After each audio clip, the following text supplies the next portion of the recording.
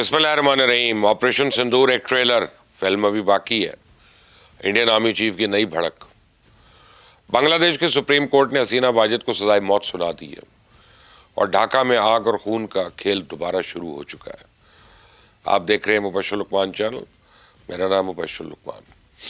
غداری ایسا جرم ہے جس کی سزا غدار کی آئندہ نسل کو بھی بھگتنا پڑتی ہے. میر جعفر کی آل اولاد آج بھی زندہ ہے.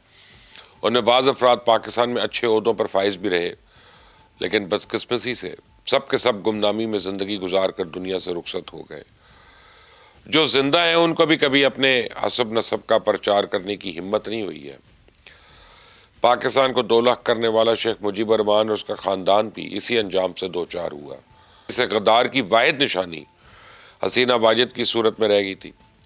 اب اس میں بھی صفایا ہونے والا ہے. بنگلہ دیش کے انٹرنیشنل کرائمز ٹریبیونل نے شیخ حسینہ واجد کو انسانیت کے خلاف جرائم کا مرتکب قرار دیتے ہوئے سزائے موت سنا دی ہے، جبکہ اس کا گھر بھی مسمار کرنے کا حکم صادر کیا ہے.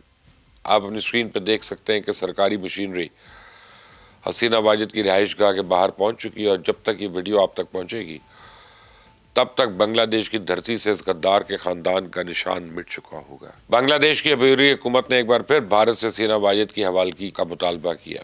اس درندہ صرف خاتون نے اپنے دور اقتدار میں اپنے خلاف اٹھنے والی ہر آواز کو بزور طاقت دبایا. سیاسی مخالفین کو جیلوں میں ڈالا، انہیں سرعام چوک اور چوراہوں میں پھانسیاں دی، ان کے کاروبار تباہ کیے اور ان کو اپنے ہی وطن میں مجرم بنا دیا.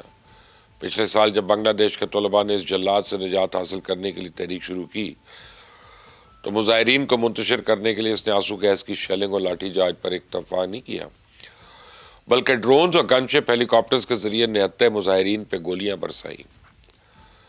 اقوام متحدہ کی رپورٹ کے مطابق شیخ حسینہ کے حکم پہ بنگلہ دیش کی فورسز نے 1400 سے زیادہ مظاہرین کو موت کے گھاٹ اتارا تھا، اور بنگلہ دیش کے کرائم ٹریبیونل نے حسینہ واجد کو اس قتل عام کا ماسٹر مائنڈ قرار دیا اور کہا کہ ملزمان نے جن جرائم کا ارتکاب کیا ہے اس کے لیے سزا بہت کم ہے.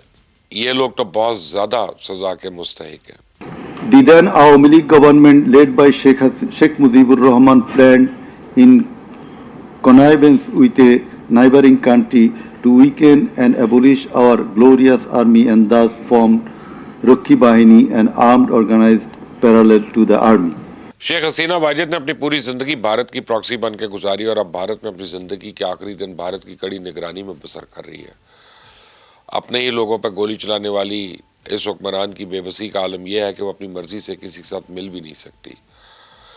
بھارت نے حسینہ واجد کو ایک نمائشی کھلونے کے طور پہ رکھا ہوا ہے، اور مودی سرکار جب ضرورت محسوس کرتی ہے اسے میڈیا کے سامنے کھڑا کر دیتی ہے اور اس کے بعد ایک ریسٹ ہاؤس میں قید کر کے بھول جاتی ہے. اس سے بڑی ستم ظریفی اور کیا ہوگی کہ بھارت نے اپنے اس ایجنٹ کو سزائے موت سنانے کی مذمت تک نہیں کی ہے. اپنے سرکاری رد عمل میں بھارت نے بنگلہ دیش کی عبوری حکومت کا مسئلہ افہام و تفہیم سے سلجھانے کا مشورہ دیا، لیکن حقیقت یہ ہے کہ بھارت کے اشارے پہ عوامی لیگ نے پورے بنگلہ دیش میں بغاوت برپا کر دی ہے. اب تک کی اطلاعات کے مطابق تقریباً 54 افراد اس فساد کی نظر ہو چکے ہیں، اور یہ بھارتی ایجنٹ سرکاری املاک، کاروباری مراکز، جلتی بسیں اور سیاسی مخالفین کو نشانہ بنا رہے ہیں. جگہ جگہ توڑ پھوڑ اور چلاؤ گھیراؤ کر رہے ہیں. بھارت جانتا ہے کہ اگر بنگلہ دیش حقیقی معنوں میں اس کے تسلط سے آزاد ہو گیا تو پھر پاکستان 3 اطراف سے اس کا گھیراؤ کرے گا. اور بھارت کو شاید اس بات کا علم نہیں ہے. بنگلہ دیش اب دوبارہ اپنے اصل کی طرف لوٹ رہا ہے. وہ دوبارہ پاکستان کے ساتھ جوڑ رہا ہے اور بہت جلد حقیقی معنوں میں آزاد ہو جائے گا. اگرچہ ابھی تک پاکستان اور بنگلہ دیش نے دفاعی معاہدے کا اعلان نہیں کیا، لیکن یہ بات تقریباً طے ہو چکی ہے کہ بنگلہ دیش پر کوئی حملہ پاکستان پہ حملہ تصور ہوگا. اور پاکستان حملہ آور کے ساتھ کیا سلوک کرتا ہے وہ آپریشن سندور کے دوران پوری دنیا نے دیکھ لیا. بھارتی سینا نے اپنی اس شرمندگی میں پردہ ڈالنے کے لیے آج تک مسلسل جھوٹ کا سہارا لیا، اور اپنے جھوٹ کو سچ ثابت کرنے کا کوئی موقع ہاتھ سے نہیں جانے دیتی. کل Indian army chief general Upendra Dwivedi نے ایک بھارتی تھنک ٹینک سے خطاب کے دوران ایک نئی بڑک ماری ہے. سنیں ذرا. میں تو یہ کہنا چاہوں گا کہ مووی شروع بھی نہیں ہوئی تھی، صرف ایک ٹریلر دکھایا گیا تھا، اور ٹریلر کے بعد 88 گھنٹے میں وہ ٹریلر ختم ہو گیا تھا.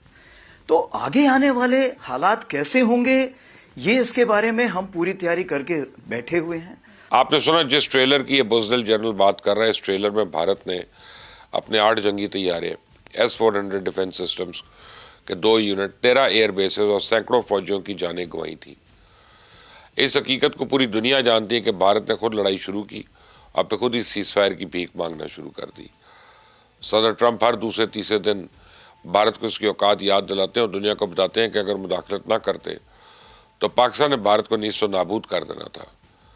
تو پریزیڈنٹ ٹرمپ کی اس لعن طعن پہ بھارت نے آپریشن سندور کے دوسرے راؤنڈ کا شوشہ چھوڑا. بھارت میں آج کل لوگ اپنی فوجی قیادت سے پوچھ رہے ہیں کہ آپ آپریشن سندور کا دوسرا راؤنڈ کب شروع کریں گے. تو جواب میں یہ لوگ ہتھیاروں کی کمی کا رونا رو رہے ہیں.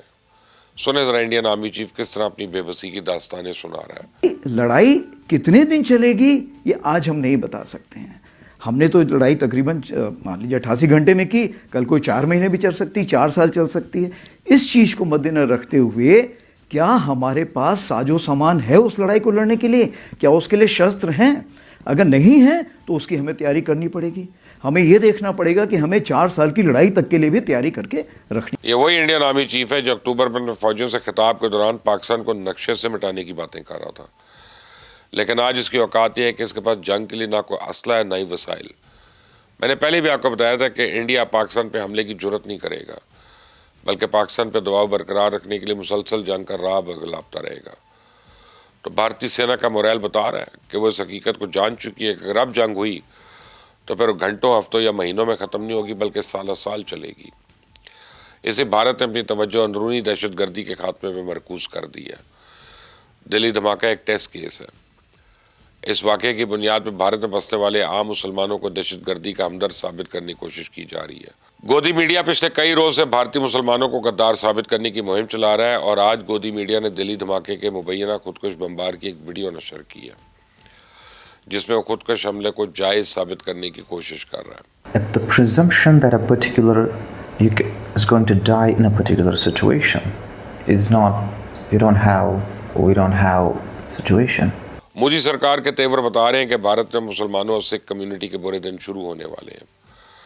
آنے والے دنوں میں آپ دیکھیں گے کہ ایک طرف مسلمان اور سکھوں کے خلاف ریاستی سطح پہ کریک ڈاؤن ہوگا اور دوسری طرف ہندو انتہا پسند ان کے گھر اور املاک پر حملہ کریں گے, جبکہ گودی میڈیا قوم پرستی کے نام پر ریاست کے اس غیر انسانی عمل کی حمایت کرتا نظر آئے گا. مجھے کامنٹس میں اپنی رائے دیجیے گا. اس چینل کو سبسکرائب کرنا مت بھولیں, بیل آئیکن کو پریس کریے گا. Until the next time, Allah Hafiz.